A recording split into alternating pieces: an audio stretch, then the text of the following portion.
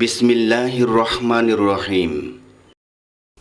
মক্কা বিজয়ের বিস্ময়কর ইতিহাসের উপর বয়ান উপস্থাপন করছেন আন্তর্জাতিক খ্যাতিসম্পন্ন মুফাসসিরে কোরআন, বিশিষ্ট ইসলামী চিন্তাবিদ, অন্যায় ও সত্য মানবরচিত মতাদর্শের বিরুদ্ধে বলিষ্ঠ কণ্ঠস্বর, নন্দিত আলেমে দিন, আপোষহীন জননেতা হজরতুল আল্লাম মাওলানা দেলাওয়ার হুসাইন সাইদি। প্রযোজনা ও পরিবেশনা স্টার গোল্ড, 30 পাটুয়াটুলি, সালাম মেনশন, ঢাকা।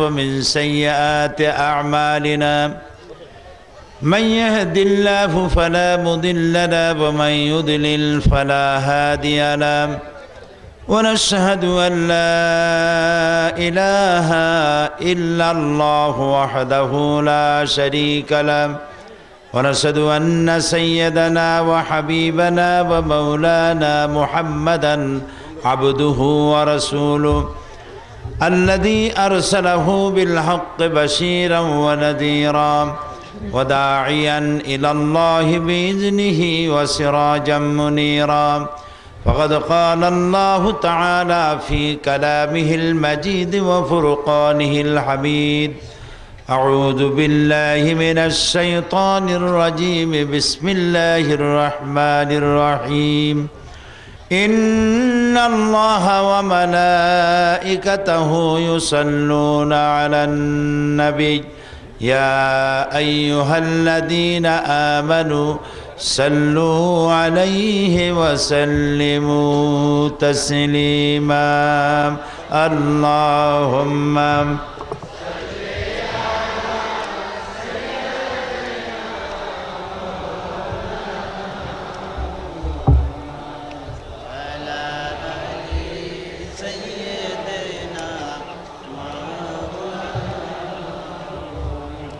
بلغ العلا بكماله كشف الدجى بجماله حسنت جميع خصاله صلوا عليه وآله তামিলুল মিল্লাত মাদ্রাসা এতিমখানা বন্দর এলাকায় প্রতিষ্ঠিত এ মাহফিলের সম্মানিত সভাপতি, সম্মানিত বিশেষ অতিথি, এলাকার নন্দিত জননেতা, বারবার নির্বাচিত সংসদ সদস্য জনাব অ্যাডভোকেট আবুল কালাম সাহেব, মাননীয় সংসদ সদস্য,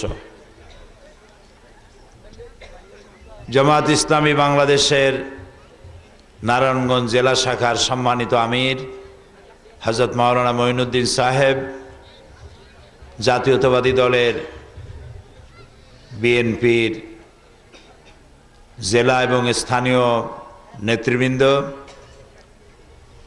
উপস্থিত সম্মানিত ভাইয়েরা, পর্দার আড়ালের মা এবং বোনেরা, সুপ্রিয় সাংবাদিক বৃন্দ, আসসালামু আলাইকুম রহমতুল্লাহি ওয়া বারাকাতুহু। আমরা আল্লাহ তাআলার দরবারে শুকর আদায় করছি যে মহান আল্লাহ তাবারক ওয়া তাআলা আজকে দিনের বেলায় এই সময় আমাদেরকে কোরআনের কথা শোনার সৌভাগ্য দান করলেন। এই জন্য মনিবের দরবারে শুকরিয়া আদায় করছি। আমরা সবাই পড়ছি আলহামদুলিল্লাহ। পৃথিবীর মাটি স্পর্শ করে তাহলে ফসল বিনষ্ট হবে আর প্রাণী জগৎ ক্যান্সার আক্রান্ত হবে। এই জন্য সূর্যের উপকারিতাও আছে, অপকারিতাও কিছু আছে। কেন আছে সেটা আল্লাহ ভালো জানেন। সাপের বিষ সাপে কাটলে মানুষ মারা যায়, মানুষে মনে করে বিষ খুব খারাপ জিনিস, কিন্তু এই বিষ দিয়ে এমন ওষুধ তৈরি হয় যা দিয়ে মানুষের প্রাণ রক্ষা হয়। খালি ঠিক কব, সুবহানাল্লাহ বলবো না? তো আকাশের ওই সূর্যের আলট্রাভায়োলেট রে যাতে মানুষকে স্পর্শ করতে না পারে সেজন্য আল্লাহ তাআলা ওজোন স্তর তৈরি করেছেন। OZONE, ওজন মানে পাল্লায় যে ওজন দেয় তা না, কিন্তু একটা ওজোন স্তর আছে। সেই ওজোন স্তর সূর্যের ওই রশ্মিটাকে ঠেকায় দেয় বলে পৃথিবীর মানুষ নিরাপদে আছে। এখন মানুষের কারণেই সেই ওজোন স্তরে ফাটল ধরেছে। সেই ওজোন স্তরে যে ফাটল ধরেছে তা মানুষের আবার টের পেয়েছে। কেমনে ফাটল ধরলো এবং কিভাবে সেটা রিপেয়ার করা হবে সে কথাটাও আল্লাহ মানুষকে বোঝার তৌফিক দিয়েছেন। আর আল্লাহ তাআলা বলছেন ওমা উতিতুম মিনাল ইলমি ইল্লা কালিলা, আমি তোমাদেরকে খুব সামান্যতম জ্ঞান দিছি, তোমাদের কোনো জ্ঞান নাই, দিছি একেবারেই সামান্য। কত সামান্য? একটা পাখি যদি সমুদ্রের মধ্যে আটলান্টিক মহাসাগরে একটা পাখি যদি তার ঠোঁটটারে ডুবাইয়া যদি ঠোঁটটা উঁচা করে তাহলে কতখানি পানি উঠলো? জি, এক ফোঁটা যা উঠলো কিছুক্ষণ পরে সেটাও পড়ে যাবে। তো মহাসমুদ্রের মধ্য থেকে পাখি তার ঠোঁট চুবাইয়া যতটুকুন পানি উঠাইতে পারে নাই, আল্লাহর জ্ঞানের মহাসমুদ্র সীমাহীন জ্ঞানের মধ্য থেকে পৃথিবীর সব মানুষ একত্রিত হয়েও পাখি ঠোঁট ডুবাইয়া যেটুক পায় নাই, মানুষের সেটুকু পায় নাই। এই মানুষ যেটুকুন পেয়েছে, লক্ষ্য করুন, যেটুকুন পেয়েছে তাই দিয়ে মানুষ কোথায় চলে গেছে? মানুষ চাঁদে গেছে, মানুষ মঙ্গল গ্রহে সোজারনার পাঠাইছে। এই পৃথিবী থেকে 49 কোটি কিলোমিটার দূরে মঙ্গল গ্রহ, সেখানে সোজারনার পাঠানো হলো। এটা 6 কেজি ওজনের একটা জিনিস, তার মধ্যে রয়েছে ক্যামেরা, এটা পাঠানো হয়েছে সেখানে। ওইখানে নামার পরে ক্যামেরায় ছবি তুলেছে, ছবি তুলে 49 কোটি কিলোমিটার দূর থেকে সেই ছবি ট্রান্সমিট করেছে নাসায়। নাসা থেকে তারা দেখতে পারলো গাড়িটা চলতে গিয়ে কাত হয়ে পড়ে গেছে। পৃথিবীর মাটিতে বসে কাত হয়ে পড়ে যাওয়া সোজারনারকে তারা কম্পিউটারের মাধ্যমে মনিটরিং করে ঠিক করে দিচ্ছে। এরপরে আল্লাহ তাআলা বলছেন ওমা উতিতুম মিনাল ইলমি ইল্লা কালিলা, তোমাদের কোনো জ্ঞান দেই নাই, যা দিয়েছি খুবই সামান্য। আসল জ্ঞান এই জায়গায়। আসল জ্ঞান কোথায়? সবাই বলেন কোরআন। এইটা হলো আসল জ্ঞানের জায়গা। সেদিন জাদুঘরে শহীদ জিয়া হল, ওখানে একটা প্রোগ্রাম হলো the scientific indication in the Holi Quran and সুন্নাহ, এটা ছিল সাবজেক্ট। এর উপরে বক্তব্য মেইন পেপার উপস্থাপন করলেন সৌদি আরবের এক সময়ের মন্ত্রী, বর্তমান একটি বিশ্ববিদ্যালয়ের ভাইস চ্যান্সেলর জনাব ডক্টর আবদুল্লাহ মুসলেহ। তিনি সেখানে তিনি তার প্রবন্ধ পড়লেন সেখানে এবং প্রজেক্টরের মধ্য দিয়ে বিজ্ঞান এবং কোরআনকে তিনি বুঝাতে থাকলেন। সালাউদ্দিন কাদের চৌধুরী সাহেব, মাননীয় প্রধানমন্ত্রীর রাজনৈতিক এবং সংসদ বিষয়ক উপদেষ্টা, তিনি সেখানে উপস্থিত ছিলেন। তিনি তার বক্তৃতায় বললেন ইউনিভার্সিটি থেকে লেখাপড়া শিক্ষার পর সুদীর্ঘ বহু বছর পরে আজকে ক্লাসের ছাত্রের মতো কোরআন থেকে কিছু শিক্ষা গ্রহণ করলাম। তো সেখানে আমি আমার আলোচনার মধ্যে বলেছিলাম যে আমাদের দেশে বহু শিক্ষিত মানুষ আছে, মূল শিক্ষিত হওয়া যায় কোরআন যদি জানা থাকে। আমি ডক্টর শহীদুল্লাহর নাম আনলাম, আপনারা ডক্টর শহীদুল্লাহর নাম শুনেছেন? আল্লাহ তাকে জান্নাত নসিব করুন, বলেন আমিন। উনি ডক্টর হয়ে ডক্টরের ডিগ্রি নিয়ে যখন দেশে ফিরেছেন, তো ওই তখন পুরানা বাড়ি তো ছিল পুরান ঢাকার লোকেরা আসিয়া জ্বরের জন্য এসে বলছে স্যার আমার তো জ্বর হয়েছে, আমার ওষুধ দেন। কারো সর্দি, কারো জ্বর, কারো নিউমোনিয়া, কারো টাইফয়েড। উনি এত বুঝাইতে চেষ্টা করলেন যে আমি ভাষার ডক্টর, আমি রোগের ডাক্তার না। বুঝাইতেই পারলেন না। পুরান ঢাকার লোকেরা বলল ডক্টর হইছে মগর ওষুধ দিবার পারে না। সেই ডক্টর শহীদুল্লাহ মরহুম তিনি বলতেন তোমরা নামের আগে যত ডক্টর লাগাও তোমরা পণ্ডিত, কিন্তু কোরআনের জ্ঞান যদি না থাকে তোমরা মূর্খ পণ্ডিত। কারণ হচ্ছে এই জায়গায় যে জ্ঞানটা আছে সেই জ্ঞানটা মানুষের জ্ঞান নয়, মানুষ যে বানাইছেন তার জ্ঞান। সুবহানাল্লাহ বলেন, এটা তার জ্ঞান। তিনি কে? সবাই বলেন আল্লাহ সুবহানাহু ওয়া তাআলা। আল্লাহর নবী বলছেন মা ইয়ানতিকু আনিল হাওয়া ইন হুয়া ইল্লা ওয়াহয়ুন ইউহা। আমার নবী কোরআনের নামে নিজের নফসকে অনুসরণ করে, প্রবৃত্তিকে অনুসরণ করে কোনো কথা বলেন না। আমার নবী যেটা বলেন সেটা হলো ওহী। আমি যা বলি আমার রাসূল কোরআনের নামে সেটাই বলে। এই কোরআনের আল্লাহ বলছেন, খুব খেয়াল করে শুনুন, এই কোরআনের নিচ দিয়া, উপর দিয়া, ডাইনে দিয়া, বাম দিয়া শয়তান ঢোকার কোনো উপায় নাই। আল্লাহ বলেন এটা আমি পাঠাইছি, আমি হেফাজত করব। তাওরাত কে পাঠাইছেন? আমাকে সাহায্য করেন সবাই মিলে। তাওরাত কে পাঠাইছেন? জাবুর কে পাঠাইছেন? ইনজিল কে পাঠাইছেন? আল্লাহ তাআলা কোথাও বলেন নাই তাওরাত আমি হেফাজত করব, আমি জাবুর হেফাজত করব, আমি ইনজিল হেফাজত করব। আল্লাহ কোথাও বলেন নাই, কিন্তু কোরআনের ব্যাপারে আল্লাহ বলেছেন এইটারে আমি হেফাজত করব। কেন বলেছেন?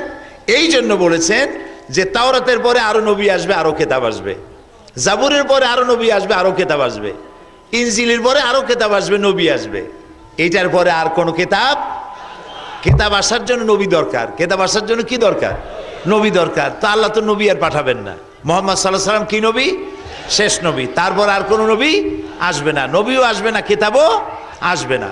তো নবী হচ্ছেন শেষ নবী, কিতাব হচ্ছে শেষ কিতাব, আর আমরা শেষ উম্মত, আমাদের পরে কোনো উম্মত নাই। এই জন্য আল্লাহ এটা হেফাজত করছেন। কেমনে হেফাজত করলো? সব উল্টাপাল্টা হয়ে গেছে, কোরআন উল্টাপাল্টা হয় নাই, কিয়ামত পর্যন্ত হবে না। শুনুন আল্লাহ কি বলেন। আল্লাহ রাব্বুল আলামিন বলেন, ইন্না নাহনু নাযালনা যিকরা ওয়া ইন্না লাহু লাহাফিজুন। কোরআন নাজিল করেছি আমি আল্লাহ, আর এর সংরক্ষণের সবটুকুন দায়িত্ব আমি আল্লাহ গ্রহণ করেছি। আল্লাহ বলছেন আমি হেফাজত করছি। আচ্ছা দেখেন, ছোট্ট ছোট্ট কবিতা ছোটবেলায় মুখস্থ করেছি, মনে আছে না? আমাদের ছোট নদী চলে বাঁকে বাঁকে, বৈশাখ মাসে তার কোমর পানি থাকে নাকি, হাঁটু জল থাকে। এখনো মনে আছে না? মনে আছে। বাবুই পাখিরে ডাকিয়া বলেছে চড়াই, কুড়ে ঘরে থেকে করো শিল্পের বড়াই। মনে আছে না এখনো? সেই ছোট্টবেলায় পড়েছি, ছোট ছোট কবিতা মনে আছে। কিন্তু আমরা যে রচনার পরীক্ষা দিয়েছি, পাটের রচনা, গরুর রচনা, নদীর রচনা, সেই সব রচনার কথা মনে আছে? মনে নাই, ভুলে গেছি। এত বড় কোরআন শরীফ, এটা 30টা পারা, 114টা সূরা, 540টা রুকু, 6666টা আয়াত, এগুলা কলিজার মধ্যে মুখস্থ রাখা, এটা কি স্বাভাবিক কথা? স্বাভাবিক? মোটেই স্বাভাবিক না। আল্লাহ তাআলা বলছেন আমি স্বাভাবিক বানাইছি। সুবহানাল্লাহ। গণ সূরা কামারের মধ্যে আল্লাহ তাআলা বলেন, ওয়ালাকাদ ইয়াসসারনাল কুরআনা লিযিকরি ফাহাল মিন মুদ্দাকির। আমি কোরআন নাজিল করেছি, এই কোরআন মানুষের জন্য বুঝতেও সহজ করেছি, মুখস্থ করতেও সহজ করেছি।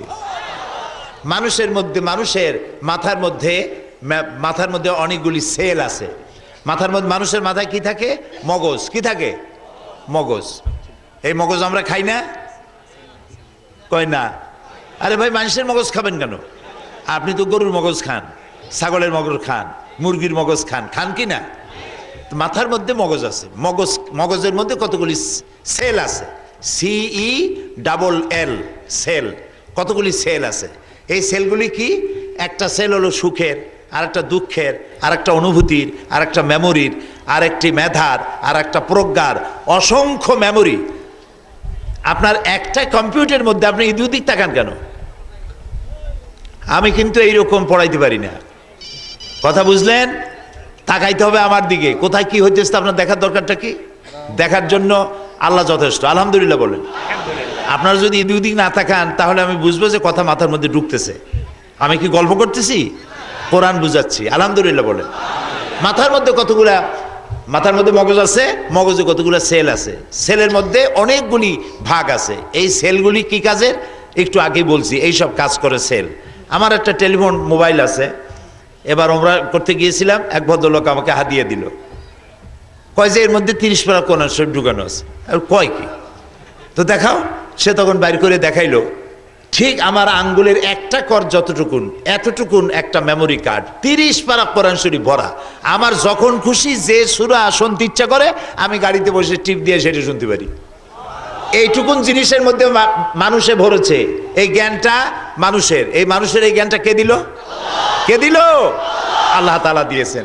সে আল্লাহ তাআলা মানুষের যে মেমোরি দিয়েছেন, মেমোরি সেল, এই মেমোরি সেলের মধ্যে এত জায়গা আছে, পৃথিবীর সমস্ত ডাটা, ইনফরমেশন সব যদি মানুষ তার মেমোরিতে নিয়ে নেয়, তারপরেও আল্লাহ ওখানে যে জায়গা রেখেছেন তার 100 ভাগের 1 ভাগ পুরা হবে না। বুদ্ধির মেমোরি যেটা দেখেন, বুদ্ধির মেমোরি। আপনি অফিসে বসে আছেন, আপনার পিঠের উপরে জামার উপর দিয়া, গেঞ্জির ভিতর দিয়া পিঠের মধ্যে কি একটা ঢুকলো, কামড় টের পাইছেন। বুদ্ধি করে কন্ত জিনিসটা কি? মশা। মশায় কামড় দিছে। এই যে মশায় কামড় দিল, টের পাইলো কে? না, মাথায় টের পায়নি, টের পাইলো চামড়ায়, যেখানে ঢুকাইছে নিডেলটা, চামড়াটা টের পাইলো। অসংখ্য লোমকূপ দিয়ে আল্লাহ বডি সাজাইছেন, অসংখ্য লোমকূপ, কোটি কোটি লোমকূপ, এর মধ্যে একটার মধ্যে গিয়ে ঢুকছে, চামড়ায় টের পাইলো। চামড়ায় টের পাওয়ার সাথে সাথে বুদ্ধির যে ম্যাপ সেল আছে মগজে, ওইখানে ট্রান্সমিট করে দিয়েছে। বুদ্ধি তখন হাতকে অর্ডার দিয়ে দিল, হাত এসে ঠাস করে বাড়ি মারলো, মশার গুষ্টি শুদ্ধ সাফ হয়ে গেল। এতে সময় লাগছে? সময় লাগে নাই। দিনের বেলা হেঁটে যাচ্ছেন বা রাতের বেলা হেঁটে যাচ্ছেন, সামনে দেখলেন সাপ, সামনে দেখেছেন সাপ, দেখছেন কি দিয়া? চোখ দিয়া। চোখ হেঁটে দেখার সাথে সাথে বুদ্ধিতে পাঠায় দিয়েছে, বুদ্ধি ফ্যাক্স, আপনার ওই চোখ ফ্যাক্স করলো বুদ্ধির কাছে, বুদ্ধি ডিসিশন দিয়ে দিল। ডিসিশন দিল কি? লাঠি থাকলে পিটা, লাঠি যদি না থাকে অ্যাবাউট টার্ন, পিছনের দিকে ডবল মার্স। এতে কি সময় লাগলো? সময় লাগছে? 1 সেকেন্ডও লাগে না। সুবহানাল্লাহ কবা না মিয়ারা? এই হচ্ছে আল্লাহ তাআলার জ্ঞান। মানুষের এই বডিটা এত সুন্দর করে সাজায় দিয়েছেন, যদি মানুষ বুঝতো, সব ছাড়িয়ে দিয়ে আল্লাহরে সেজদা করতো শুধু। আল্লাহ তোমার কত কুদরত, কত মেহেরবানি তোমার। একটা মাত্র জিহ্বা, হাজারো রকমের স্বাদ একটা মেশিনে আমরা পাই। এটার নাম কি? জিহ্বা। কি সুন্দর একটা জিহ্বা আল্লাহ দিলেন। একটা চুল পড়লে তাও টের পাওয়া যায়, টের পাওয়া যায় না? এই জিহ্বাটা মুখের মধ্যে, দাঁতের উপর খুব যত্নশীল। দাঁতে যদি কিছু ঢোকে, জিহ্বা খালি গুতুগুতি করতে থাকে যতক্ষণ সেটা বাইর করে না যায়। দাঁতের এত উপকারকারী জিহ্বা, সেই দাঁত যখনই সুযোগ পায় তখনই কামড় মারে। কথা বুঝতে পারছেন? খানিকটা বিরোধী দলের মতো, সুযোগ পাইলেই মারে। তো এখন মুখের মধ্যে জিহ্বা হলো একটা, এইটা দিয়ে পালং শাক একরকম মজা লাগে, লাল শাক আর এক রকম মজা লাগে, ইলিশ মাছ একরকম, পুঁটি মাছ আর এক রকম, খাসি একরকম, গোস্ত আর এক রকম, জিলাপি একরকম, রসগোল্লা আর এক রকম, চানাচুর আর এক রকম। না সব একরকম লাগে? এই ভিন্ন ভিন্ন স্বাদ গ্রহণ করার জন্য একটি মাত্র জিহ্বা কে দিলেন? কে দিলেন? সারা জীবন শকর আদায় করে কুলাইতে পারবো? দুইটা চোখ, এই দুটি চোখের মধ্যে আল্লাহ যে রেটিনা দিয়েছেন, যে পাওয়ার দিয়েছেন, এই চোখ দিয়া সব রং দেখি, একটা মেশিনে সব রং দেখি। দেখি আমরা দেখি নেগেটিভ, কিন্তু এটা আল্লাহ তাআলা করে দেন পজিটিভ। যা দেখি সবটা নেগেটিভ, কিন্তু আল্লাহ তাআলা ভেতরে এমন কারুকার্য করে রেখেছেন যার জন্য আমরা পজিটিভ দেখতে পাই। এই চোখ দুটি আল্লাহ তাআলা সেট করেছেন। আবার চোখের মধ্যে, চোখে মানুষে পলক মারে। আপনারা মারেন কিনা নারায়ণগঞ্জে? মারেন? ইচ্ছা করে মারেন না। ইচ্ছা করে যদি চোখে পলক মারতেন তাহলে চোখ খালি ভটর ভটর করতো। এটা অটোমেটিক হয়। কেন হয়? রাস্তা দিয়ে হাঁটবেন, শহরে হাঁটবেন, অসংখ্য পলিউশন, রোগ জীবাণু মহাশূন্যের ভিতরে বাতাসে উঠতে থাকে, এগুলি চোখের মধ্যে প্রবেশ করতে থাকে। আল্লাহ রাব্বুল আলামিন চোখের ভিতরে পানির মতো করে ওষুধ রেখে দিয়েছেন, চোখ যাতে নষ্ট না হয়, দৃষ্টি শক্তি যাতে নষ্ট না হয়ে যায়।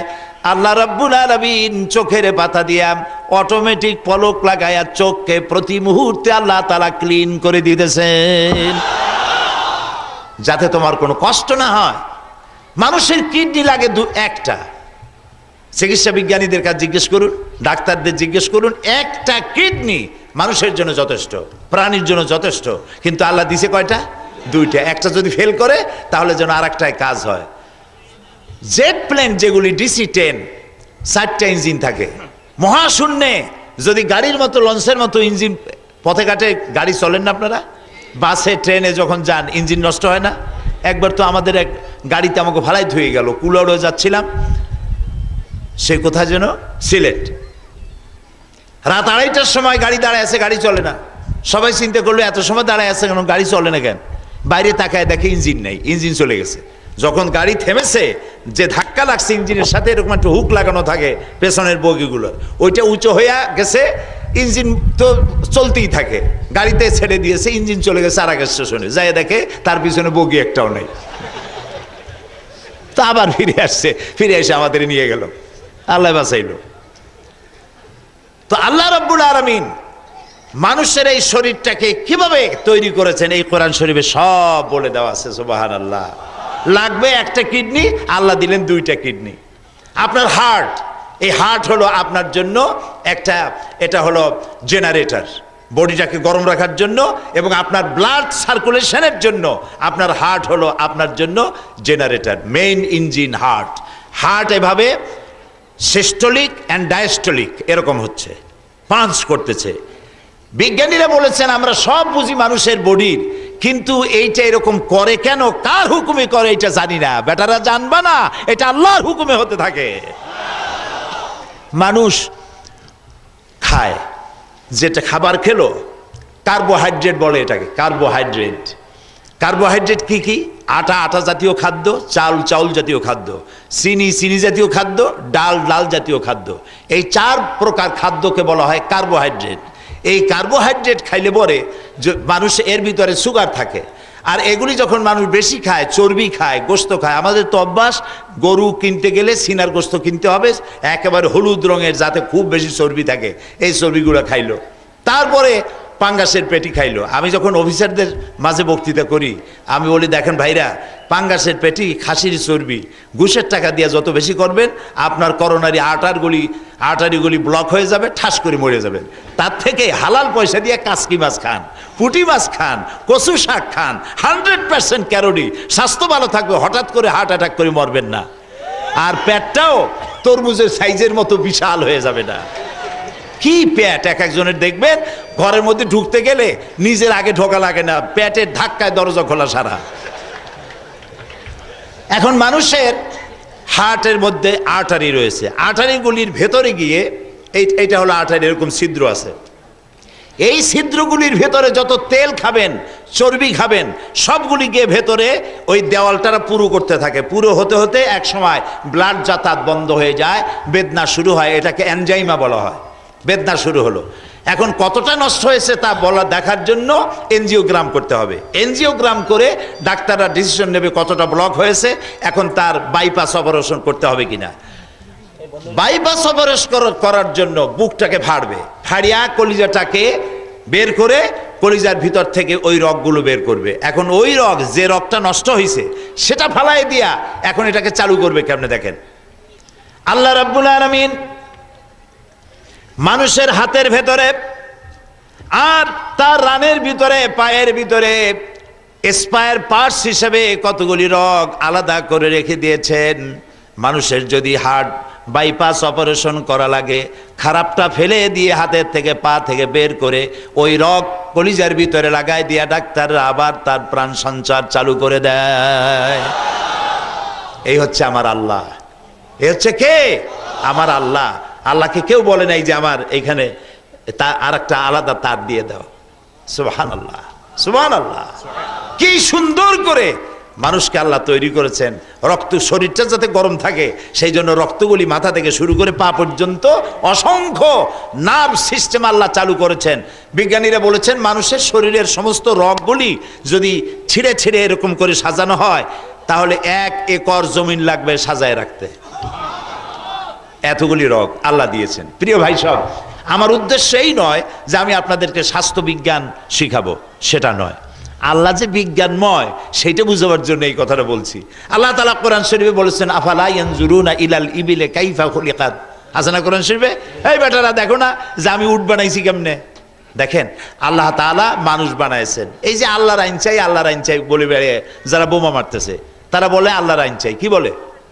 আল্লাহর আইন চাই। তা আল্লাহর আইন চাই ভালো কথা, মানুষ মারো কেন? জজ একটা মারলো না ঝালকাঠিতে, ওইটা ধরা পড়লো। মামুন তার নাম, বাড়ি রাজশাহী, বোমা মারতে গেছে ঝালকাঠি। এখন ওখানে গিয়ে বোমা মারছে, ধরা পড়েছে। জিজ্ঞেস করছে পুলিশ তুমি মানুষ মারছো কেন, জজ মারছো কেন? কয়েছে সে তো আল্লাহর আইন চালু করে না, সে তো মানুষের আইন দিয়ে বিচার করে, সেই জন্য মারছে। তা তুমি যদি এখন মরে যাও, কয় যে আমি শহীদ হব। আরে বেটা তুই শহীদ হবি, তুই তো জাহান্নামে যাবি, তুই মানুষ খুন করছো। আল্লাহ তাআলা কোরআন শরীফে পরিষ্কার বলে দিয়েছেন মান কাতালা মুমিনান মুতাআম্মিদান ফাজাযাউহু জাহান্নাম। যে ব্যক্তি মানুষ হত্যা করবে তার জায়গা কোথায়? জোরে বলেন, জাহান্নাম। তুই তো মানুষ হত্যা করেছিস, ও আল্লাহর আইন চায়। আচ্ছা, আল্লাহর আইনটা কি? বাংলাদেশের সবগুলি জজ মারি ফেলাই দিলে আল্লাহর আইন চালু হবে? হবে? আর জজেরা কি আইন তৈরি করে? কথা বুঝে কইন, জজেরা আইন তৈরি করে না। জজেরা কি করে? বিচারকরা আইন প্রয়োগ করে, আইন প্রয়োগ করে। আইন তৈরি হয় কোথায়? অ্যাডভোকেট আবুল কালাম সাহেব আর আমরা যেখানে বসি, সেটা কোন জায়গা? কন্তবুদ্ধি করে পার্লামেন্ট, ওইখানে আইন তৈরি হয়। ব্রিটিশ আইন তৈরি করেছে, সে আইন আমাদের দেশে রয়ে গেছে। আল্লাহর আইন চালু করার জন্য জজ মারবা শয়তান, এটা কি জোরে কন? এটা কি শয়তান? আল্লাহর আইন প্রয়োগ করার জন্য মানুষ মারা লাগবে কেমনে? আল্লাহর আইন কেমনে চালু করতে হয় সেটা বুঝাইছেন দুনিয়াবাসীকে। আল্লাহ কাদের দিয়ে বুঝাইছেন কোন তো? নবীদের দিয়ে। বলেন সুবহানাল্লাহ। নবীরা বোমা মারছে, কাউকে হত্যা করেছে, কাউকে গুলি করছে, কিচ্ছু করেন নাই। আল্লাহর আইনটা কি? কোনো কঠিন বিষয় নয়। আল্লাহর আইন কি?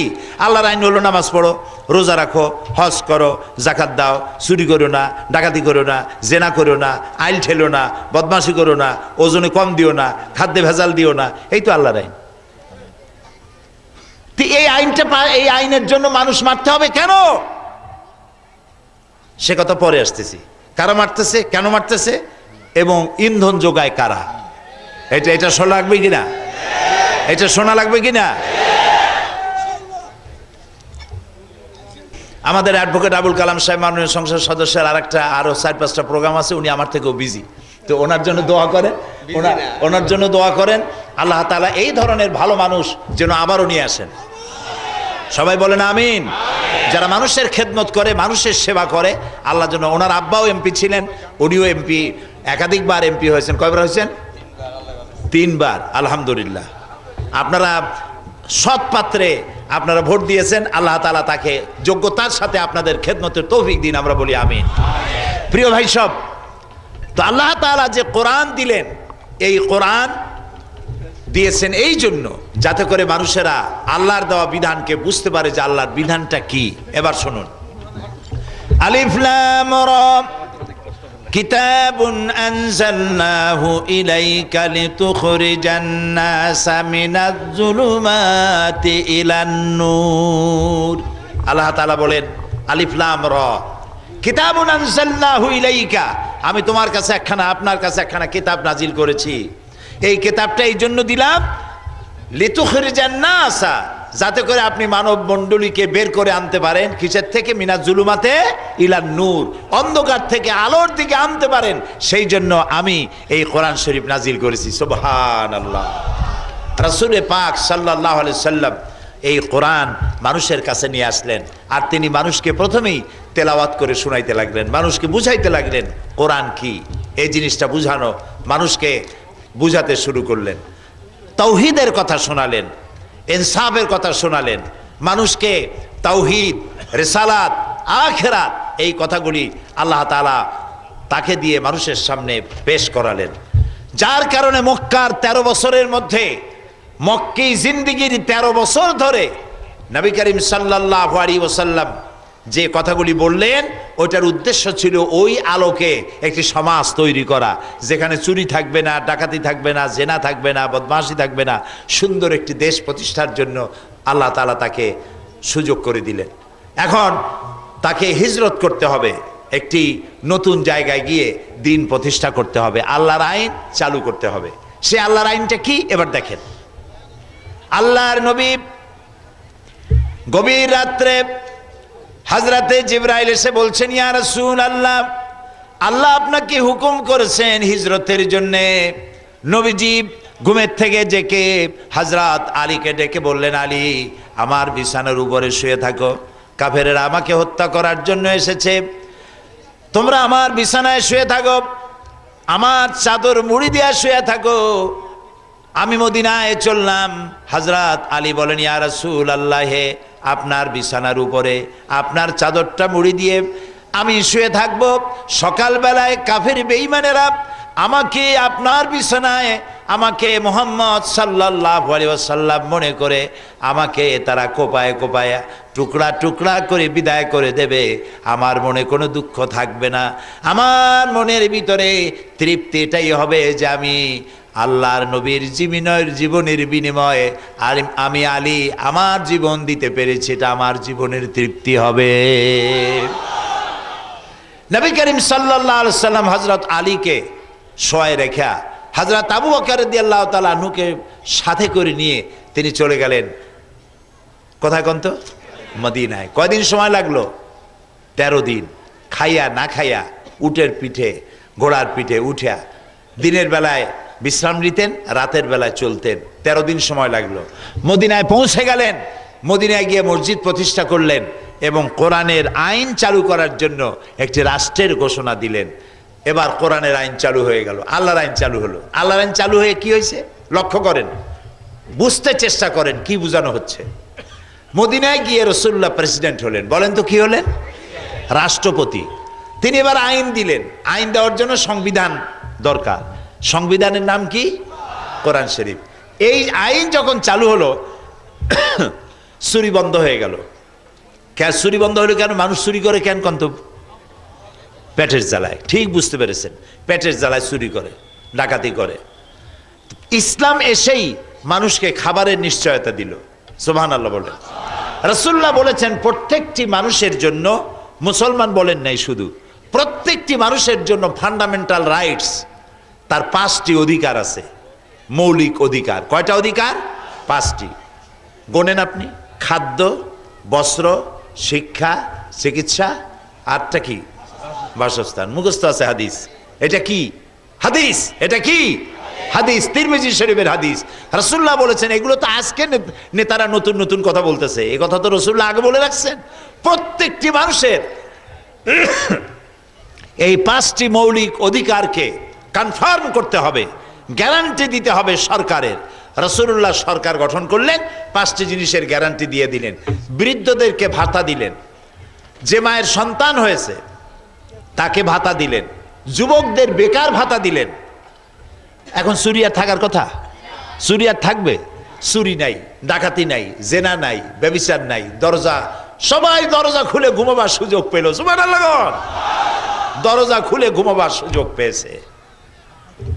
নবী করিম সাল্লাল্লাহু আলাইহি সাল্লামের শেষ সময় সূরা নাজিল হলো, সূরা নাসর।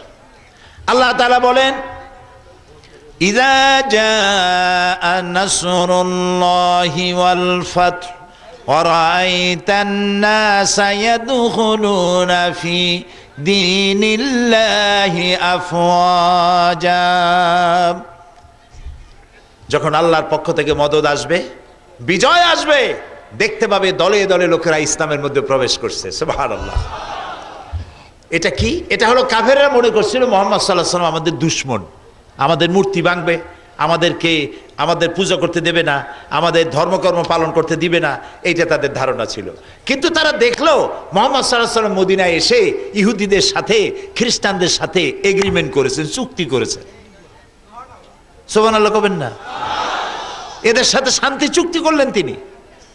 এবং এরপরে মানুষের খাওয়া পড়া, শিক্ষা, চিকিৎসা, বাসস্থানের গ্যারান্টি দিয়ে দিলেন। লোকেরা ভাবলো যে আমরা খামোখাই তো এই লোকটার সাথে বিরোধিতা করেছি, উনি তো আমাদের শত্রু না, উনি তো সমাজকে সুন্দর করেছেন। যে মেয়ে লোকের, যে নারীর কোনো ইজ্জত ছিল না, নারী মানেই হলো ভোগের সামগ্রী, আর নারী কন্যা জন্মগ্রহণ করার সাথে সাথে পাথর মেরে ফেলতো, মাটির নিচে পুঁতে রাখতো, এই জ্বালা যন্ত্রণা দিত, মেরে ফেলায় দিত। আছে না কোরআন শরীফে? সেই নারীগুলিকে সম্মান দিলেন রাসূলুল্লাহ। কত সম্মান দিলেন! রাসূলুল্লাহ বলছেন, একটা ঘরে যদি কন্যা সন্তান পয়দা হয়, সেখানে রহমতের ফেরেশতা নাজিল হয়ে যায়। আর আমাদের দেশে কিছু লোক আছে, বউ যদি বারবার মেয়ে হয়, শেষ পর্যন্ত বউটারে তালাক দিয়ে দেয়। আচ্ছা কোন, বারবার যদি মেয়ে হয় সেজন্য কি বউ দায়ী? এটা আল্লাহর ইচ্ছা। এই কোরআন শরীফে আল্লাহ বলছেন, আমি কাউকে পুত্র দেই, কাউকে কন্যা দেই, কাউকে কন্যাও দেই, পুত্রও দেই, কাউকে কিছুই দেই না। ক্ষমতা কার? জোরে বলেন। আল্লাহ তাআলার ক্ষমতা। ওরা মেয়েগুলিকে মেরে ফেলে দিত। আর রাসূলুল্লাহ বলছেন, মেয়ে যেখানে হয় আল্লাহর রহমতের ফেরেশতা আসে এবং মেয়েটার মাথার উপরে হাত বুলায় আর বলে কি জানেন, আবু দাউদ শরীফের হাদিস। রাসূলুল্লাহ বলছেন, ফেরেশতা বলতে থাকে এটি একটি ছোট্ট মেয়ে, এই মেয়েটিকে যে আদর করবে, যত্ন করবে, স্নেহ করবে, দিন শিখাবে, ঈমান শিখাবে এবং বয়স প্রাপ্ত হলে সৎপাত্রস্থ করবে, এই মেয়েটিকে এ ধরনের সাহায্য যারাই করবে আল্লাহর সাহায্য তার প্রতি কিয়ামত পর্যন্ত অব্যাহত থাকবে।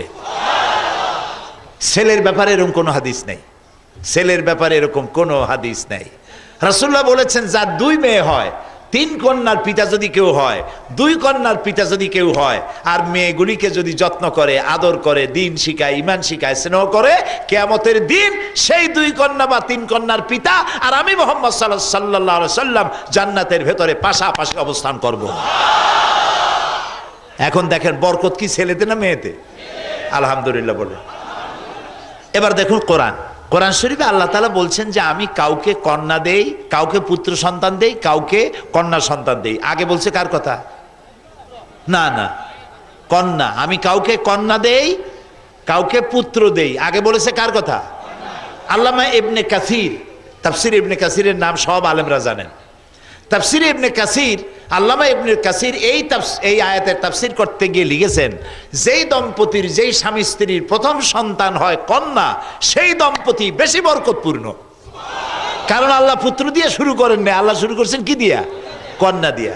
সাহাবীরা এক জায়গায় বসা, রাসূলুল্লাহ বক্তব্য রাখছেন, দেখা গেল ছোট্ট একটা বাচ্চা হামাগুড়ি দিয়ে আসছে। ওই ছেলেটার বাচ্চা, যে ছেলেটার বাপ, যে ছেলেটারে উঠাইয়া চুমা দিয়া কোলের মধ্যে বসাইছে। একটু পরে আরেকটা ছোট্ট মেয়ে কষ্ট করে হেঁটে হেঁটে একবার পরে ওঠে, এরম করে করে আসছে। ওই লোকটা তারে হাত দিয়ে ধরিয়া সামনে বসাই দিল। রাসূলুল্লাহ জিজ্ঞেস করলেন, রাসূলুল্লাহ বক্তব্য রাখছেন, কিন্তু এই দৃশ্য তার চোখ এড়ায় নাই, রহমতের নবী। তিনি জিজ্ঞেস করলেন, ছেলেটা কার? কয় হুজুর ছেলেটা তো আমার। মেয়েটা কার? হুজুর মেয়েটা আমার। আচ্ছা, তুমি ছেলেটার সাথে যে ব্যবহার করলে আর মেয়েটার সাথে যে ব্যবহার করলে, এটা কি উচিত হয়েছে? তুমি তো পিতা, তোমার তো সমান ব্যবহার করা উচিত ছিল। ছেলেটারে নিয়ে কোলে নিয়ে যেমন চুমা দিছ, মেয়েটাকেও কোলে নিয়ে চুমা দিয়ে বসানো উচিত ছিল কোলের মধ্যে। এই জন্য তিনি রহমতের নবী ছিলেন। কাজী মেয়ে হলে পরে, মেয়ে কারো মুখ কালো হয়ে যাওয়া, বউর সাথে রাগারাগি করা, শ্বশুর বাড়ি না যাওয়া, এগুলো বেকুবের কাজ, আহাম্মকের কাজ। ইসলাম এসে নারীর মর্যাদা দিল, সাদা কালো মানুষের আকাশচুম্বী ব্যবধান দূর করে দিল। কাফেররা দেখলো ইনি তো সাধারণ মানুষ নন, আমরা খামোখাই লোকটার সাথে বিরোধিতা করেছি। আল্লাহ তাআলা বলছেন, যখন ইসলামের বিজয় আসবে, আপনি দেখতে পাবেন দলে দলে লোক ইসলামে প্রবেশ করতেছে। সুবহানাল্লাহ। রাসূলুল্লাহর শেষ জীবনে মক্কা মদিনার আশেপাশে কাফের একটাও ছিল না, সব মুসলমান হয়ে গেছিল। এটা কি যুদ্ধ করে হয়েছে বলেন? আপনারা বলতে পারেন বদর, ওহদ, হুনাইন, ইয়ারমুক, তাবুক, এইসব যুদ্ধ হয়েছে কেন? এখান থেকে রাসূলুল্লাহ যুদ্ধ করছেন, সেনাপতির দায়িত্ব পালন করেছেন। একটি যুদ্ধ অফেন্সিভ ছিল না, সবগুলি ছিল ডিফেন্সিভ, সবগুলি ছিল প্রতিরোধমূলক। ওরা আক্রমণ করেছে, রাসূল প্রতিরোধ করেছেন। রাসূলুল্লাহ নিজে আক্রমণ করেছেন, এর কোনো দলিল নাই, একটা যুদ্ধ নাই।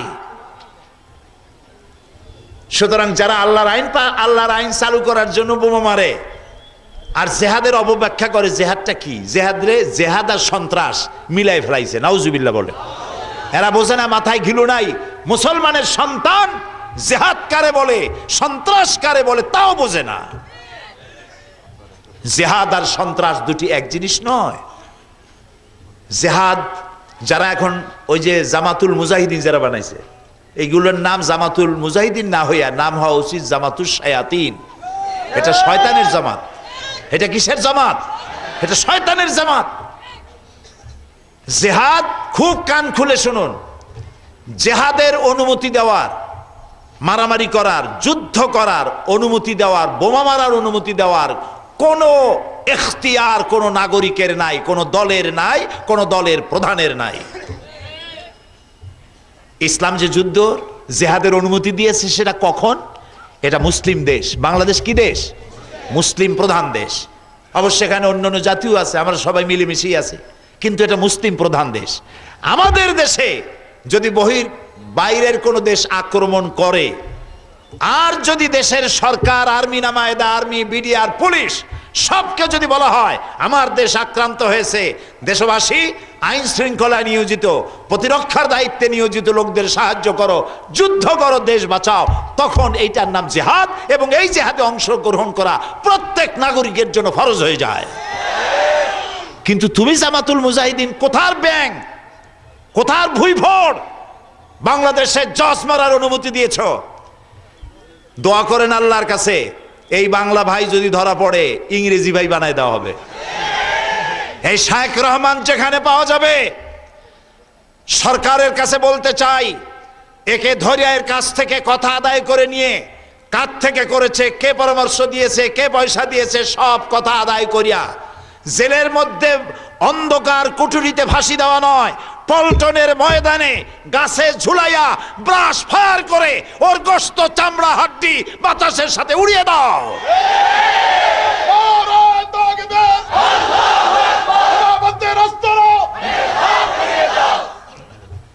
এই জিহাদের অনুমতি ও বোমা মারার অধিকার কোন দলের নাই, কোন ব্যক্তির নাই।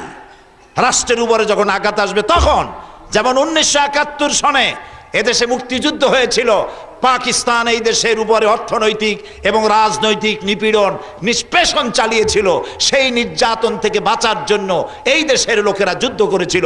সেই যুদ্ধে যারা মারা গেছে সব শহীদ হয়েছে, আল্লাহ তাদেরকে জান্নাত নসিব করে দিন।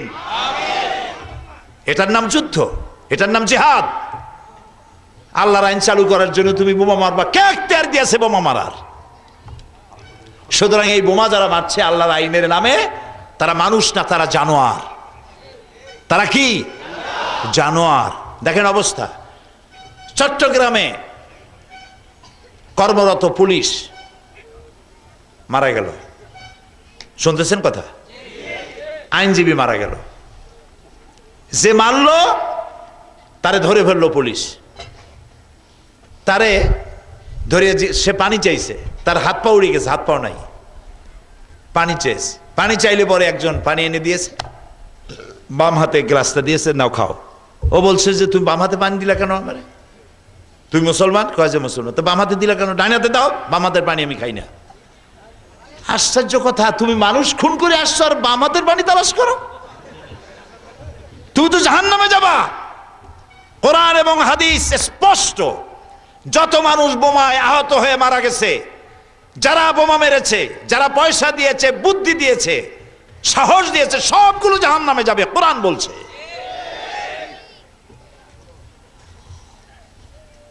মানুষ খুন করে এসে বাম হাতের পানি খাবে না। একজনের নাকি মদ খাওয়ার খুব অভ্যাস ছিল, মোষ ছিল খুব বড়, এমন এত বড় মোষ যে গ্লাস মুখের মধ্যে দিলে মোষ সবগুলো মুখের মধ্যে ঢুকে যায়। সেই জন্য সে বাম হাত দিয়ে মোষ বহুত কষ্ট করে উঁচু করিয়া তারপরে ডান হাতের গ্লাস দিয়ে মদ খাইতেছে। একজনে দেখি কয়, ভাই মদ খাওয়াতে এত কষ্ট করো কেন? মোষগুলার এরকম উল্টাই দিয়া কয় যে, ভাই আলেমদের মুখে শুনছি এই পানি জাতীয় কোনো জিনিস খাইতে গেলে যদি মোষ ভেজে তাতে নাকি মাকরু হয়। ও খায়, শয়তানে খাইতেছে কি? মদ। ভয় করতেছে কি রে? মকরুরে ভয় করতেছে, খাইতেছে হারাম। আহারে, পুলিশ মারল। আমি পত্রিকায় দেখে চোখের পানি রাখতে পারি নাই যে পুলিশটা মারা গেল সে কি অপরাধ করেছিল। জজ এবং বিচারালয়ের নিরাপত্তা দেওয়ার জন্য পুলিশ দাঁড়ায় আছে, সেই পুলিশটা মারা গেল বোমার আঘাতে। পুলিশের জুতা, পায়ের বুট, গায়ের জামা, পুলিশের অস্ত্র, আর তার চাপ চাপ রক্ত। এর পাশে আরেকটা পুলিশ দাঁড়ায় আছে, তার চোখ দিয়ে দর দর করে পানি পড়তেছে। সে তার সহকর্মীকে বাঁচাইতে পারে নাই। ওই পুলিশের ছোট্ট মেয়ে যার সাথে দেখা হয় তারে জিজ্ঞেস করে, আমার আব্বা কি অপরাধ করছিল, কেন মারলো তারে? কি জবাব আছে? পুলিশ আমাদের দেশে সব থেকে কম বেতন পায়। এত কষ্ট, খাওয়া নাই, পড়া নাই, সব সময় খাইতে পারে না, সব সময় ডিউটি। বোমা পড়লে সেখানেই তাকে যেতে হবে, মাপ নাই, ঈদ নাই, শীত নাই, শুক্রবার নাই, বৃষ্টি নাই, ঝড় নাই, অর্ডার হয়েছে, খাও নাই, সারা রাত দাঁড়ায় পাহারা দাও, পাহারা দিতে হয়। এই পুলিশগুলি মারতেছো, কোন জাহান্নামে জায়গা হবে? জাহান্নামেও জায়গা হবে না। জাহান্নামের কোনায় কানায় ছাপড়া উঠাইয়া সেইখানে নিজের খোরাকিতে খাইতে হবে। জাহান্নামের ফ্রি খোরাকও তোদের কপালে হবে না। শয়তান শয়তান। আচ্ছা বলেন, এদেশে আল্লাহর আইন কি ব্রিটিশ আমলে ছিল? কথা আসতে করলে বুঝি কি? ব্রিটিশ আমলে আল্লাহর আইন ছিল? এদেশে আল্লাহর আইন ব্রিটিশ আমলে ছিল না। পাকিস্তান আসলো ইসলামের নাম করিয়া, ইসলামের আইন চালু করবে, করছিল? একটাও করছিল? ব্রিটিশ আমল থেকে শুরু করে আজ পর্যন্ত আল্লাহর আইন একটাও চালু আছে? নাই। এতদিন তোমরা কোথায় ছিল? এখন আল্লাহর আইন তালাশ করতে আসছো? এই জোট সরকারের 4 বছর যাইতে না যাইতে এখন আল্লাহর আইনের জন্য এত জজবা দিল কেডা? কোন দেশ এই জজবা দিল তোমাদের? কারা পয়সা দিল, কারা অস্ত্র দিল? সব বেরিয়ে যাবে ইনশাআল্লাহ, ইনশাআল্লাহ। আর একটা ঘটলেই জামাত কানেকশন আছে, যাদব কানেকশন যদি হয় সমস্ত পত্রিকাগুলি উঠে পড়ে লেগে যায়, না আইনি ফেরেশতার মতো চরিত্র, যাদব কানেকশন যদি হয়। আর কোন মুসলমান ধরা পড়লো এর সাথে জামাত কানেকশন আছে। কি কানেকশন? যে বোমা মারছে তার বাবা, খালাতো ভাইয়ের মামু, নানার শালা জামাত কর্তৃক প্রতিষ্ঠিত একটা মসজিদে নামাজ পড়তো। এই হলো জামাত কানেকশন। কি আশ্চর্য কথা! জামাত তো দেশে নতুন আন্দোলন শুরু করে নাই, অর্ধ শত বছর 60-এর দশক থেকে শুরু করে সবগুলি গণতান্ত্রিক আন্দোলনের নেতৃত্ব দিয়েছে জামাত ইসলামী। বোমা মারার রাজনীতিতে জামাত বিশ্বাস করে না। এদের অসংখ্য বই আছে, লাখ লক্ষ লক্ষ সাহিত্যের ভান্ডার ছড়ানো আছে বাংলাদেশের সর্বত্র। তাদের বইপত্র পড়ে একটা লাইন বার করেন তো, যে ওই লাইনটা পড়লে সন্ত্রাসকে উস্কে দেওয়া হয়, একটা লাইন বাইর করেন। আমাদের নেতারা তো গোপনে গোপনে থাকে না, নেতাদের বক্তব্যের মধ্যে থেকে একটা বক্তৃতা বাইর করেন যেখানে আছে সন্ত্রাসীকে উস্কানি দেওয়া। এই যে আমার কথাই বলেন, প্রায় অর্ধশত বছর ইসলামের কথা বলছি। পৃথিবীর 4টা মহাদেশের অর্ধশত বেশি দেশ আল্লাহ সবর করাইছেন, রাষ্ট্রীয়ভাবে, সরকারিভাবে, বেসরকারিভাবে। আমার প্রত্যেকটি বক্তৃতা অডিও হয়, ভিডিও হয়, সিডি হয়, ভিসিডি হয়, ডিভিডি হয়, ইন্টারনেটে যায়, ইমেলে চলে যায় এবং ওয়েবসাইটে চলে যায়, সারা পৃথিবীর মানুষ দেখতে পারে। একটা বক্তৃতা বের করুন আমার, যা দিয়ে মানুষকে উত্তেজিত করা হয়েছে সন্ত্রাসের উপরে, বরং কোরআন এবং হাদিস দিয়ে মানুষকে সব জায়গায় বোঝানো হচ্ছে মানুষকে হত্যা করা। আল্লাহ তাআলা বলেছেন সূরা মায়েদার মধ্যে, একটা মানুষ যদি কেউ হত্যা করে সে যেন সারা পৃথিবীর সব মানুষকে হত্যা করলো। আল্লাহ তাআলা বলেছেন একটি মানুষকে বেঁচে থাকার সুযোগ যদি কেউ করে দেয় সে যেন পৃথিবীর সব মানুষকে বেঁচে থাকার সুযোগ করে দিল। ইসলাম উদারতা এবং ভালোবাসায় দিয়ে ভরা, সুবহানাল্লাহ বলে। এখানে মারামারির জায়গা নাই। আল্লাহর নাম সালাম, আল্লাহর নাম কি? সালাম মানে কি? শান্তি। ইসলাম কি? শান্তি। রসুল কি? রহমত। ওমা আরসালনাকা ইল্লা রাহমাতাল লিল আলামিন। আল্লাহ শান্তি, ইসলাম শান্তি, আসছে রহমতের কাছে। রহমত কে? রাসূলুল্লাহ, রহমতের কাছে। এবং আমাদের সাথে যার যখন দেখা হয় তখনই আমরা বলি আসসালামু আলাইকুম, আপনার উপর আল্লাহর শান্তি হোক, বলি কিনা? নামাজের প্রত্যেক নামাজের ডান দিকে বাম দিকে ফিরে আসসালামু আলাইকুম, শান্তি আর শান্তি। জানাজার শেষেও বলি আসসালামু আলাইকুম। এরপরে যখন মানুষ মারা যায়, যদি নেক আমল করে মরতে পারে সে যাবে দারুস সালাম, আল্লাহর জান্নাতে চলে যাবে, লাস্ট ডেস্টিনেশন। এখানে মারামারির কোনো অবকাশ নাই, ঝগড়াঝাটির অবকাশ নাই। দেখেন আল্লাহ কি সুন্দর করে কোরআনে মানুষকে বুঝায়। আল্লাহ তাআলা তো বলতে পারতেন, নবী আপনারে আমি দিয়ে দিলাম ফোর্স, ফেরেশতা দিয়ে সাহায্য করব, আর মানুষ দিয়েও সাহায্য করব, ইসলাম যারা মানে না সবগুলারে গলা কাটেন।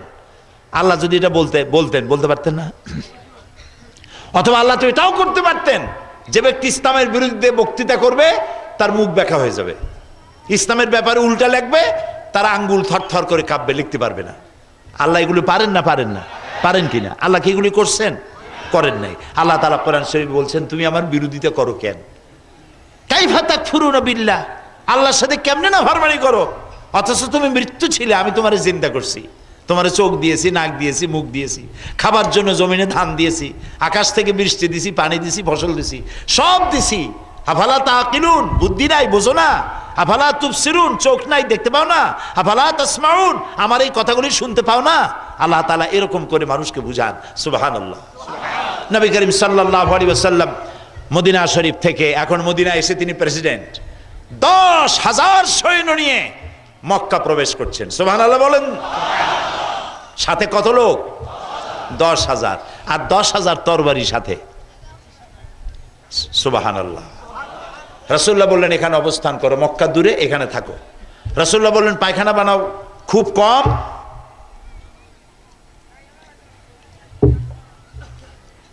আর কি বানাও বেশি? ও তা তো জানা আছে আপনাদের। যুদ্ধ হচ্ছে একটা কৌশল, প্রতিপক্ষকে চোখের মধ্যে ধাঁধা লাগায় দেওয়া, নিজের শক্তি সম্পর্কে বুঝতে না দেওয়া, এটি ধাঁধা লাগানো। চুলা বানাও বেশি, পায়খানা বানাও কম। আবু সুফিয়ান শুনলো মুহাম্মদ সাল্লাল্লাহু আলাইহি সাল্লাম বহুত লোকজন নিয়ে আসছে, মক্কা দখল করবেন। আবু সুফিয়ান রাতের বেলায় গোয়েন্দা বিভাগ পাঠাই দিল, আচ্ছা দেখে আসতো কত লোক আসছে, গুনি আসো। শেষ রাত্রি পর্যন্ত অপেক্ষা করিয়া গোয়েন্দা বিভাগের লোক আসে আবু সুফিয়ানকে রিপোর্ট করলো, আবু সুফিয়ান এই মানুষ কত তা গুনবো কি, চুলা যে কত গুনতে গুনতে ফজর হয়ে গেছে। আবু সুফিয়ান খুব বেটা বেকুব, পাঠাইলাম মানুষ গুনতেও গেছে চুলা গুনতে। এখন রাসূলুল্লাহ বলছেন পায়খানা বানাবা কম। সকালবেলায় এই কাম কার না লাগে, যাইতেই হবে, ন্যাচারাল কল। বাঘও ভয় পায় না, সিংহ ভয় পায় না, ডাক আসলে যাওয়াই লাগবে। এখন সকালবেলা ওই কাম করতে গেছে। রাসূলুল্লাহ 10,000 মানুষ, পায়খানা বানাবা খুবই কম। এখন এক এক পায়খানার সামনে বিরাট বিরাট কিউ, বড় বড় লাইন। বেলা উঠে যায় প্রায়, ওরা সব ঘুরে এসে বলছে আবু সুফিয়ান মানুষ গুনবো কি, এক এক পায়খানার সামনে যে লাইন, সেই লাইন গুনতে গুনতে 8টা বেজে গেছে। বয়তে চলে আসছে, যদি দেখে তাহলে মারি ফেলে নাকি। আবু সুফিয়ান খুব গালাগালি করলো, উল্লুক, পাঠাইলাম রাত্রে, পাঠাইলাম চুলো গুনি আসলো, সকালে পাঠাইলাম পায়খানা গুনি আসছি। এরপরে বললো তোদের দিয়ে হবে না, আমি নিচে যাব। নিচে গিয়া পাহাড়ের এক কোনায় গিয়ে দাঁড়ায় দেখতেছে 10,000 মানুষ। সুবহানাল্লাহ, গণিত গুনতে তো পারে নাই। 10,000 লোক এক জায়গায় হলে চারটিখানি কথা না। 1000-এ যদি মিছিল করে নারায়ণগঞ্জে, আপনি বলবেন যে 1000-5 তো হবেই। মানুষ একটু দেখে বেশি, বোঝে কম, দেখে বেশি। এরপরে আবু সুফিয়ান তাকায় দেখতেছে গলা টলা শুকায় গেছে, যাইস তো আর উপায় নেই। এর মধ্যে হযরত আব্বাস রাদিয়াল্লাহু তাআলা আনহুর সঙ্গে দেখা। আবু সুফিয়ান বলছে আব্বাস তোমার ভাইয়ের ছেলে, বাহ বড় বাদশা হয়ে গেছে তো। মক্কা শরীফে রাত্রে আত্মগোপন করে চলে গেছিলেন, বড় বাদশা হয়ে গেছে, অনেক লোক সাথে করে নিয়ে আসছে। হযরত আব্বাস বলেন আবু সুফিয়ান তোমার চক্ষু তোমাকে প্রতারণা করছে, তোমার চোখ তোমাকে ধোঁকা দিতেছে, ভালো করে তাকায় দেখো, এর নাম বাদশাহী নয়, এর নাম হলো নবুয়ত। এর নাম যদি বাদশাহী হতো এতক্ষণ তোমাদের মাথা তোমার দেহের উপরে থাকতে পারতো না। এর নাম বাদশাহী নয়, এর নাম নবুয়ত। নবী করিম সাল্লাল্লাহু আলাইহি সাল্লাম ফজরের নামাজ আদায় করে সকলকে বললেন চলো এবার মক্কা দখল করি, কিন্তু কোনো গাছ কাটবে না, বৃদ্ধ, শিশু, অসুস্থ, মেয়ে লোক, এদের গায়ে হাত দিবা না, আমার পারমিশন ছাড়া কাউকে গ্রেফতার করবে না। সাহাবীরা ঘিরে ফেলেছেন, সব হারাম শরীফের মধ্যে জড়ো হয়ে গেছে। খাব্বাবরে যারা মেরেছে, খুবাইবরে যারা মেরেছে, আম্মারকে যারা মেরেছে, সুমাইয়াকে যারা মেরেছে, সব কাফেরের নেতারা থরথর করে কাঁপছে। আজ কলিজা তার জায়গায় নেই। কলিজা আসছে কোথায়? গলার কাছে। রাসূলুল্লাহ তাকায় দেখছেন সব কাঁপতেছে এরকম। আজকে রাসূলুল্লাহর অর্ডার দেওয়ার দরকার নাই। রাসূলুল্লাহ যদি শুধু বলেন, চোখের ইশারা দেন, নেতাগুলার কল্লা মাটিতে গড়াগড়ি করবে। নবীজি জিজ্ঞেস করলেন, হে কুরাইশের নেতারা, আজকে তোমরা আমার কাছে কি ধরনের ব্যবহার আশা করো? চিন্তা করতেছেন কি ব্যবহার আশা করো? সকলের জবান বন্ধ। একজন বলল সাহস করে, মুহাম্মদ সাল্লাল্লাহু আলাইহি সাল্লাম একজন উত্তম ভাই এবং একজন উত্তম ভ্রাতুষ্পুত্রের কাছ থেকে যে ধরনের ব্যবহার আশা করা যায়, ঠিক সেই ধরনের ব্যবহার আপনার কাছে আমরা আশা করি। আল্লাহর নবী বলেন, তোমাদের ব্যাপারে আমি সিদ্ধান্ত নিয়ে ফেলেছি, তোমাদের ব্যাপারে আমার চূড়ান্ত সিদ্ধান্ত হলো এটাই, লা তাসরিবা আলাইকুমুল ইয়াউম, তোমাদের বিরুদ্ধে আজকে আমার এই কলিজার মধ্যে কোনো ক্ষোভ নাই, বিদ্বেষ নাই। আমি তোমাদের সকলকে আল্লাহর হস্তে মাফ করে দিলাম। আমি আবু সুফিয়ানকে ক্ষমা করলাম, আবু সুফিয়ানের বাড়িতে যারা আশ্রয় নেবে তাদেরকেও ক্ষমা করলাম। এই হলো ইসলাম। ইসলামে মারামারির জায়গা নাই, সন্ত্রাসের জায়গা নাই।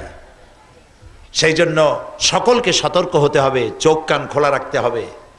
কাজ করতেছে কারা, আর বদনাম দেওয়া হচ্ছে কাদেরকে? এগুলো অর্ধশিক্ষিত, অশিক্ষিত। এই বোমা যারা মারতে গেছে এদেরকে আমরা খবর পেয়েছি, মা বাপ থেকে 1.5-2 বছর আলাদা করে রাখা হয়েছে। ভাইয়ের যত্ন নাই, বোনের আদর নাই, বন্ধুর সঙ্গ নাই, মা বাপের দয়া মায়ের সাথে নাই।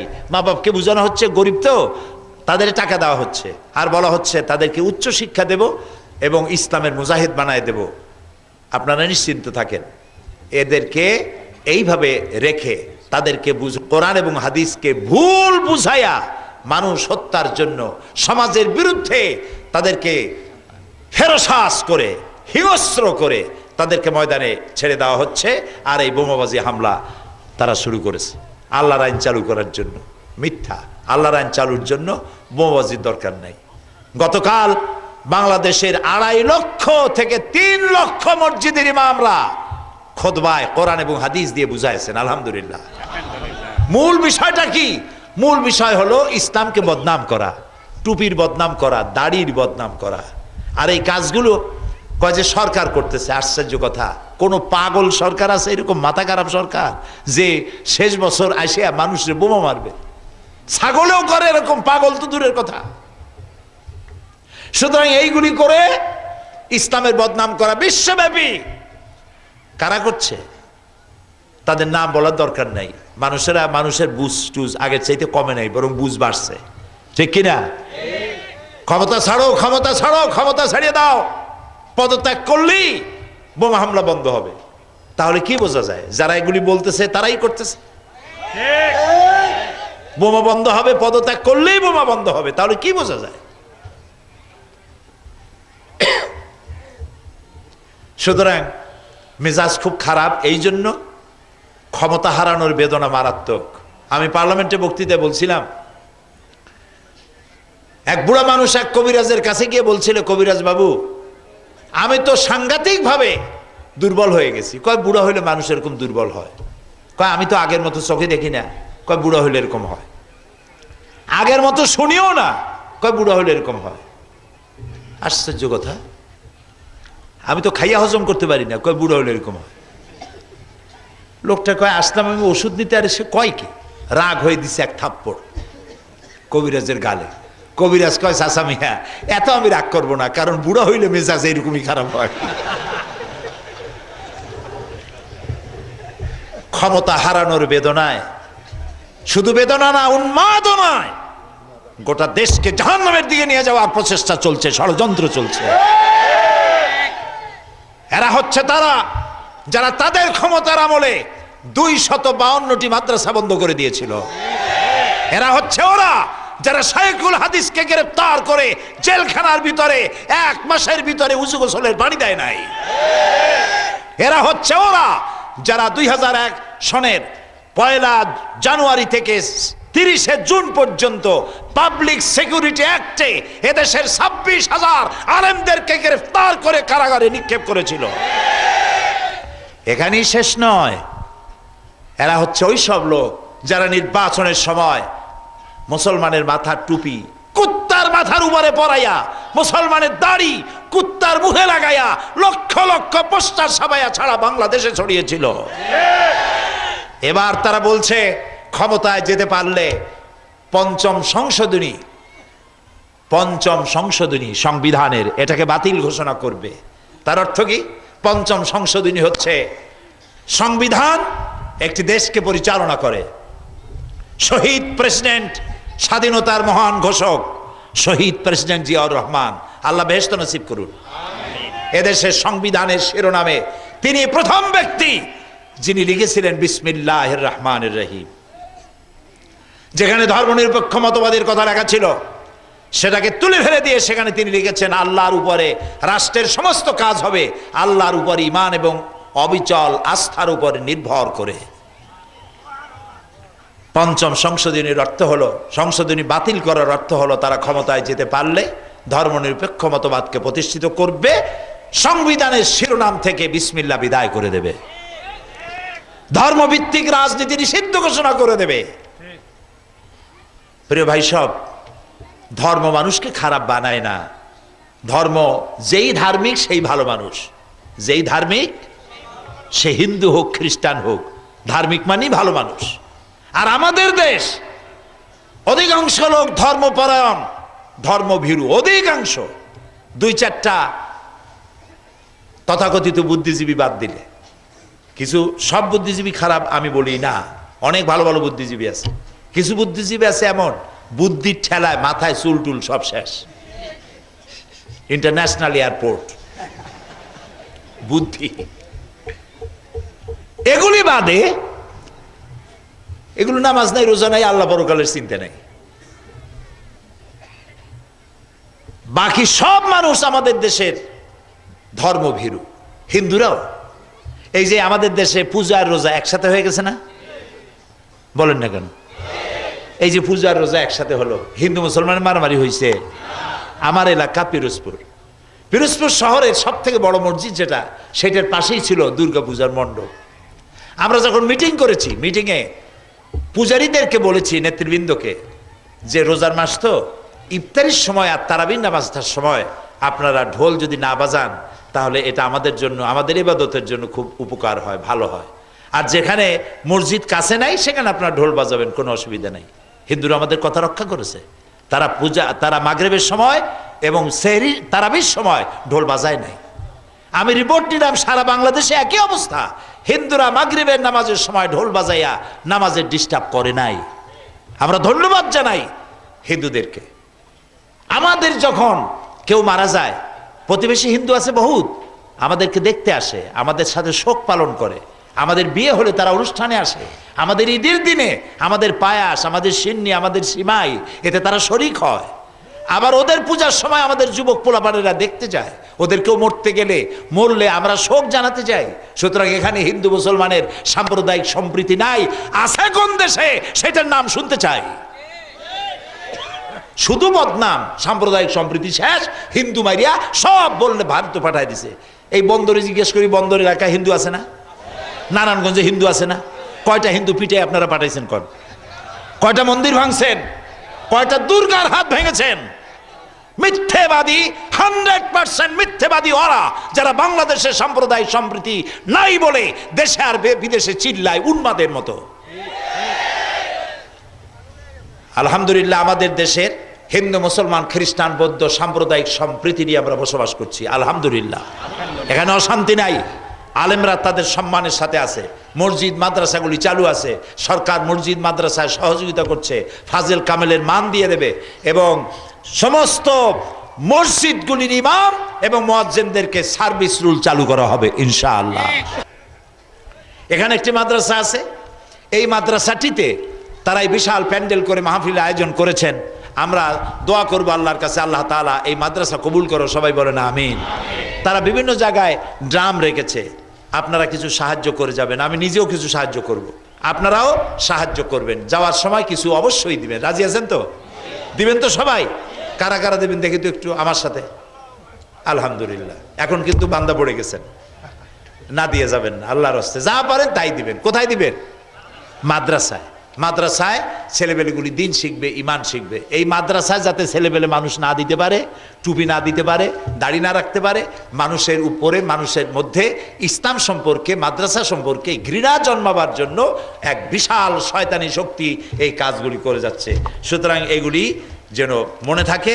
আর প্রত্যেক মসজিদে, প্রত্যেক জুমায় বোমার বিরুদ্ধে বক্তব্য রাখবেন, যেগুলি ইসলাম সমর্থন করে না। যারা বোমা মেরে মানুষ মারে, তারা এক কথায় মানুষ না, এগুলো শয়তান। বলেন এগুলো কি? শয়তান। আল্লাহুম্মা আমিন। আল্লাহুম্মা আমিন। রব্বানা যালামনা আনফুসানা ওয়া ইল্লাম তাগফির লানা ওয়া তারহামনা লানাকুনান্না মিনাল খাসিরিন। হায় আল্লাহ তাআলা, হাজার হাজার মুসলমান নরনারী এই দ্বীপ্রহরের সময় তোমার দরবারে গুনার বোঝা মাথায় নিয়ে হাত তুলেছি, মেহেরবানি করে আমাদের জিন্দেগির গুনাহ খাতাকে মাফ করে দাও। হে আল্লাহ তাআলা, আমাদের মা বাপ মুরব্বী যারা কবরে শুয়ে আছে, কবরগুলিকে জান্নাতের টুকরায় পরিণত করে দাও রব্বুল আলামিন। যে মাদ্রাসায় মাহফিলের আয়োজন করলো, আল্লাহ এই মাদ্রাসা কবুল করো। হে আল্লাহ তাআলা, তাম পৃথিবীতে মুসলমানেরা আজ বড়ই বিপদে আছে। আল্লাহ তাআলা, যত জায়গায় মুসলমানেরা বিপদে, তুমি তাদেরকে সাহায্য করো। আল্লাহ তাআলা, এবার আমাদের প্রিয় জন্মভূমি বাংলাদেশের জন্য দোয়া করি। আল্লাহ, তুমি দয়া করে আমাদের এই বাংলাদেশকে তুমি হেফাজত করো। হ্যাঁ আল্লাহ তাআলা, এটা বিজয়ের মাস, 9 মাসের যুদ্ধের পরে এই মাসেই তুমি এই 56,000 বর্গমাইলের দেশটাকে মুক্ত করে দিয়েছিলে। আল্লাহ, যারা জীবন দিয়েছেন এই যুদ্ধে, আল্লাহ তুমি তাদের শাহাদাত মঞ্জুর করে নাও রব্বুল আলামিন। আমাদের দেশের স্বাধীনতা, সার্বভৌমত্ব, অখণ্ডত্ব কিয়ামত পর্যন্ত আল্লাহ তুমি কায়েম রাখো রব্বুল আলামিন। আমাদের দেশে তোমার আইনের নাম করে এক শ্রেণীর লোকেরা বোমা মারা শুরু করেছে, বিচারকদের উপরে, আইনজীবীদের উপরে, সাংবাদিকদের উপরে। আল্লাহ তাআলা, যেসব বিচারক, সাংবাদিক, আইনজীবী, নিরীহ মানুষ এই বোমায় মারা গেছে, আল্লাহ সবগুলির আত্মার প্রতি তুমি শান্তি দান করো। এবং তাদের বিবি বাল বাচ্চা যাদেরকে দুনিয়ায় রেখে গেছে, আল্লাহ তাআলা তাদের সহায়ক তুমি হয়ে যাও। আল্লাহ, পুলিশ বাহিনী, পুলিশ, আর্মি, বিডিআর, র্যাব এবং আইন শৃঙ্খলার সাথে নিয়োজিত যে সমস্ত বাহিনী রয়েছে, সমস্ত বাহিনীকে আল্লাহ তুমি দয়া করে হেফাজত করো। আল্লাহ তাআলা, কারাই বোমা মারতেছে তুমি খুব ভালো জানো। কোরআন সামনে নিয়ে তোমার দরবারে বিনীতভাবে ফরিয়াদ জানাচ্ছি, মাবুদ, তুমি আমাদের বিশ্বাস, আমাদের ইয়াকিন, আমাদের ঈমান, আমাদের আকীদা আমরা কোথায় বসা তুমি দেখতে পাচ্ছ। আমরা কি বলছি তুমি শুনতে পাচ্ছ। আল্লাহ তাআলা, তোমার কাছে বিনয়ের সাথে বলছি, যারা বোমা মারতেছে, আল্লাহ তুমি দয়া করে এদের হেদায়েত করে দাও। এদের যারা বুদ্ধি দেয়, পয়সা দেয়, এদের হেদায়েত দিয়ে দাও আল্লাহ, এদের হেদায়েত দিয়ে দাও আল্লাহ। এরপরে বলি, যারা বুদ্ধি দেয়, পয়সা দেয়, সহযোগিতা করে আর বোমা মারে, এগুলার কপালে যদি হেদায়েত না থাকে, নমরুদ ফেরাউনরে যেমনে ধ্বংস করেছো, আল্লাহ বোমাবাজগুলোকে গজব দিয়া, লানত দিয়া বাংলাদেশ থেকে শয়তানগুলিকে দূর করে দাও আল্লাহ তাআলা। আল্লাহ তুমি দোয়া কবুল করো, আল্লাহ তুমি দোয়া কবুল করো। আল্লাহ, আমাদের দেশটার বদনাম হতে দিও না মাবুদ। এই 56,000 বর্গমাইলের দেশে 14 কোটি মুসলমান এখানে বাস করে। আল্লাহ তাআলা, তুমি দয়া করো, মেহেরবানি করো, বোমা মারা নর পশুগুলোকে ধরায় দাও মাবুদ। সরকারকে ধরার তৌফিক দিয়ে দাও। এ শায়েখ রহমান আর বাংলা, এটা কোথায়? আল্লাহ, পুলিশকে ধরার তৌফিক দিয়ে দাও, প্রচন্ড শাস্তি দেওয়ার তৌফিক দিয়ে দাও মাবুদ। অতি তাড়াতাড়ি শয়তানদেরকে আল্লাহ তুমি ধরায় দাও। আল্লাহ তাআলা, 14 কোটি মানুষের জীবন তোমার কাছে ভিক্ষা চাইতেছি। মানুষ অসুখ বিসুখ হয়ে মরে, এটা তো আলাদা কথা, তুমি তো নিবাই। কিন্তু যে পুলিশ ঘরের থেকে বউ বাচ্চার কাছ থেকে সালাম দিয়ে গেল কাজ করতে, ডিউটি করতে, পুলিশটা ফিরে আসলো লাশ হয়ে, জজ ফিরে গেল লাশ হয়ে, সাংবাদিক ফিরে গেল লাশ হয়ে, তার বাবা, তার সন্তানরে কি করে সান্ত্বনা দেওয়া যায় বাবু? আল্লাহ তাআলা, তোমার কাছে বিনীতভাবে আরজ করি বাবু, তুমি আমাদের এই 14 কোটি মানুষের জীবন বোমাবাজদের হাত থেকে ভিক্ষা চাই, খয়রাত চাই, আল্লাহ তুমি ভিক্ষা দাও। আল্লাহ তুমি দোয়া কবুল করো। ইয়া হাইয়ু ইয়া কাইয়ুম পড়েন, ইয়া হাইয়ু ইয়া কাইয়ুম, ইয়া হাইয়ু ইয়া কাইয়ুম, ইয়া হাইয়ু ইয়া কাইয়ুম বিরহমাতিকা নাস্তাগীস। আল্লাহ তোমার কাছে সাহায্য চাই, তুমি সাহায্য দাও। আল্লাহ তাআলা, সাংবাদিকরা কষ্ট করে দৌড়দৌড়ি করে জীবনের ঝুঁকি নিয়ে সাংবাদিকতা করেন, আল্লাহ তাদের জীবনকেও তুমি হেফাজত করো এবং সঠিক বস্তুনিষ্ঠ সাংবাদিকতা করার তৌফিক দান করো। আল্লাহ তাআলা, মা বোনেরা বহুত কষ্ট করে এসেছেন, আল্লাহ মা বোনদের উপরে রহমত নাজিল করো। নিঃসন্তানীকে সন্তান দাও, যার অসুখ আছে অসুখ ভালো করে দাও। স্বামী স্ত্রীর মধ্যে মিল মহব্বত নাই, আল্লাহ মহব্বত পয়দা করে দাও। সন্তানেরা কথা শোনে না, সন্তানদেরকে ফরমাবরদার বানাও। সর্বোপরি এই মাদ্রাসাটা আল্লাহ তুমি দয়া করে কবুল করো। যেসব ভাইরা হাত উঁচু করেছেন কিছু দিবেন বলে, কেউ যেন না দিয়ে না যায়, আল্লাহ সকলকে দেওয়ার তৌফিক দান করে দাও। আল্লাহ, এটা হজের মৌসুম, পৃথিবীর চতুর্দিক থেকে হাজিরা তোমার কাবা শরীফে যাবেন, যিনি যেভাবে যাবেন সকলের যাতায়াত আসান করে দাও। হজটা নিরাপদে করে, নিরাপদে প্রত্যেকের বাড়িতে প্রত্যেককে আল্লাহ তুমি ফিরাই দিও। ربنا تقبل منا إنك أنت السميع العليم وتب علينا إنك أنت التواب الرحيم سبحان ربك رب العزة عما يصفون وسلام على المرسلين الحمد لله رب العالمين واجعل آخر كلامنا عند الموت لا إله إلا الله محمد رسول الله